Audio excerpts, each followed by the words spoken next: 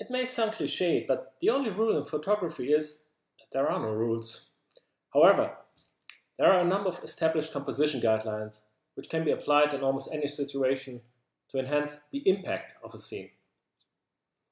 And these guidelines will help you to take more compelling photographs, lending them a natural balance, drawing attention to the important parts of the scene, or leading the viewer's eye through the image.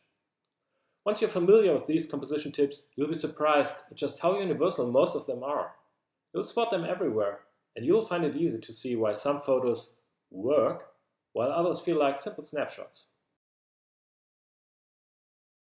Imagine that your image is divided into 9 equal segments by 2 vertical and 2 horizontal lines. The rule of thirds says that you should position the most important elements in your scene along these lines or at the points where they intersect.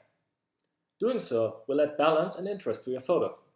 Some cameras even offer an option to superimpose a rule of thirds grid over the LCD screen, making it even easier to use. Placing your main subject off-center, as with the rule of thirds, creates a more interesting photo, but it can leave a void in the scene which can make it feel empty. You should balance the weight of your subject by including another object of lesser importance to fill the space. When we look at a photo, our eye is naturally drawn along lines. By thinking about how you place lines in your composition, you can affect the way we, as a viewer, view the image, pulling us into the picture, towards the subject, or on a journey through the scene. There are many different types of lines: straight, diagonal, curvy, zigzag, radial, and so on and so on. And each can be used to enhance our photo's composition. We are surrounded by symmetry and patterns, both natural and man-made. They can make for very eye-catching compositions, particularly in situations where they are not expected. Another great way to use them is to break the symmetry or pattern in some way, introducing tension and a focal point to the scene.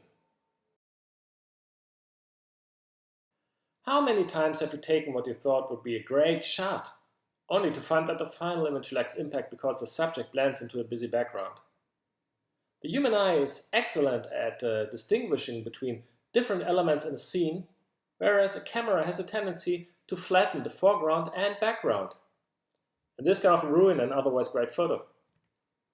Thankfully, this problem is usually easy to overcome at the time of shooting. Just look around for a plain and unobtrusive background and compose your shot so that it doesn't distract or detract from the subject. Because photography is a two-dimensional medium, we have to choose our composition carefully to convey a sense of depth that was present in the actual scene. You can create that in a photo by including objects in foreground, middle ground, and background. Another useful composition technique is overlapping, where you deliberately partially obscure one object with another. The human eye naturally recognizes these layers and mentally separates them out, creating an image with more depth. The world is full of objects, which make perfect natural frames, such as trees, archways, and holes.